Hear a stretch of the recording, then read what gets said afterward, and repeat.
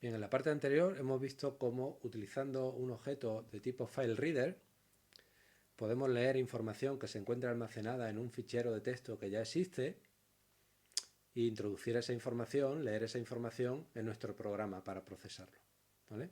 Es decir, hemos visto cómo pasar información desde un fichero de texto hacia el programa. A veces lo que nos interesa es precisamente lo contrario.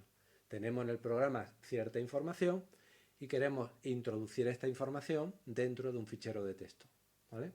Bien, para este tipo de procedimientos se utiliza los objetos de la clase PrintString. Los objetos de la clase PrintString, para utilizarlos, también tendremos que importar java.io subrayado, ¿vale? Bien, ¿qué es un objeto PrintString? Es un objeto que me permite introducir información dentro de un fichero de texto. Dentro de un fichero de texto lo que voy a poder meter son caracteres, al fin y al cabo. Por lo cual, con un PrintString puedo meter una secuencia de caracteres dentro de un fichero de texto. Para ilustrar cómo se usan los objetos de la clase PrintString, vamos a verlo con un ejemplo, ¿vale? Bueno, definimos un procedimiento escribe tabla que va a coger dos argumentos. El primero es una cadena de caracteres, el nombre del fichero donde quiero meter mi información. Y el segundo es un número n de tipo entero. Cada vez que yo llame a escribe tabla con esos dos argumentos, el procedimiento va a crear un fichero con este nombre y dentro de él va a meter un texto que representa la tabla de multiplicar del número n. Por ejemplo, si yo pasara como primer argumento la cadena de caracteres datos barra tabla 6.txt y como segundo argumento pasara un 6, en un fichero con este nombre que se crearía, se metería la tabla del 6. Y en concreto vamos a hacerlo de esta forma. Dentro del fichero vamos a meter una primera línea que va a decir la tabla del número que hayamos dicho es, y luego van a aparecer 10 líneas, como estas, donde en cada línea aparece el número en cuestión, por, y un número que va desde 1 hasta 10, igual, y el resultado del correspondiente producto, ¿vale? Obviamente para generar estas 10 líneas vamos a hacerlo con un bucle, ¿de acuerdo? Esto es lo que queremos meter en el fichero cada vez que llamemos al procedimiento escribe tabla. Bien, ¿cómo lo hacemos? Lo primero que tenemos que hacer es crear un objeto de tipo file para nuestro fichero. Creamos un nuevo file con el nombre del fichero que nos han indicado. Una vez que tenemos un objeto de tipo file, podemos crear el PrintString. Aquí lo veis. El constructor del PrintString es newPrintString y toma como parámetro un objeto de tipo file que identifica el fichero donde queremos escribir, donde queremos introducir nuestros caracteres, nuestro texto. Ya tengo aquí en PS el PrintString. Una vez que tengo un objeto de la clase PrintString, ¿qué puedo hacer con él? Pues básicamente aplicarle dos métodos, el método print y el método println. Estos dos métodos se comportan de forma similar al print y el println que ya conocemos para escribir por pantalla. Pero la diferencia es que mientras que el print y el println que usamos para escribir por pantalla no actúan sobre ningún objeto, simplemente los escribimos ahí sueltos, para utilizar los métodos print y println sobre un PrintString hay que aplicárselo a un objeto de esta clase con la notación punto. Por ejemplo, una vez que tengo el PrintString ps, le aplico el método println y lo que quiero pintar dentro del fichero que corresponde al PrintString es esta cadena de caracteres. La cadena de caracteres la he definido con un interpolador, entonces será este texto, pero donde sustituyo $n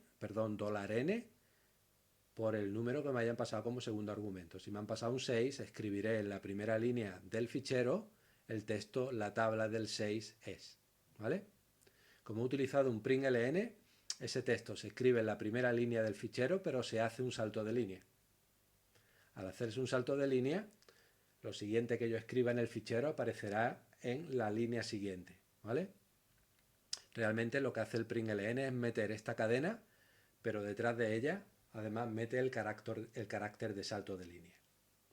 Bueno, y ahora tenemos un bucle que dice variando la i desde 1 hasta 10. Este bucle va a ser el que va a pintar las 10 líneas correspondientes a la tabla de multiplicar. De nuevo, usando el PrintString, dentro del fichero pintamos en una línea la siguiente cadena. Y esta cadena es un interpolador con formato. Primero vamos a colocar el número que nos pasaron como argumento, n, pero de forma que ocupe 2 caracteres. Luego un espacio, una x y un espacio.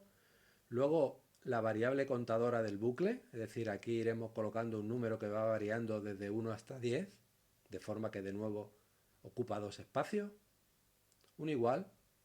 Y por último, colocamos el resultado de multiplicar lo que valga n por lo que valga i en esa iteración, el resultado del producto. Recordar que para meter una variable simplemente ponemos $y el nombre de la variable en un interpolador de cadena, pero si queremos meter una expresión ponemos $, y entre llaves, las llaves son obligatorias, la expresión que queremos meter. Y el producto en este caso queremos que ocupe 3 caracteres. ¿Vale? Insisto, como usamos un println, cada una de esas líneas, variando la i desde 1 hasta 10, irá a parar a una línea del fichero. Y por eso aquí aparecen 10 líneas. Una vez que acabemos de introducir contenido en el fichero, tenemos que cerrar el print string. ¿Cómo? Aplicándole el método close, igual que hacíamos con el file reader. Una vez que yo a un print string le aplique el método close, ya no puedo utilizarlo para introducir más información en el fichero, por lo cual esta debe ser la última operación que realicemos con el print string. Una vez que tengo mi procedimiento definido, lo podría llamar de esta forma. Llamo al procedimiento, digo que quiero meter la información en un fichero que se llama tabla6txt dentro de la carpeta datos y digo que ahí dentro lo que quiero meter es la tabla del 6. ¿Vale? Aquí tengo un programa donde tengo el ejemplo anterior, vamos a ejecutarlo. Si ejecutamos el programa, ya se ha ejecutado. Si ahora nos vamos a la carpeta datos, la tengo aquí, podéis ver que ahí dentro se ha creado un fichero con el nombre que hemos indicado, tabla6txt. Si abrimos ese fichero para ver su contenido, efectivamente aparece la tabla del 6 según hemos definido. ¿Vale?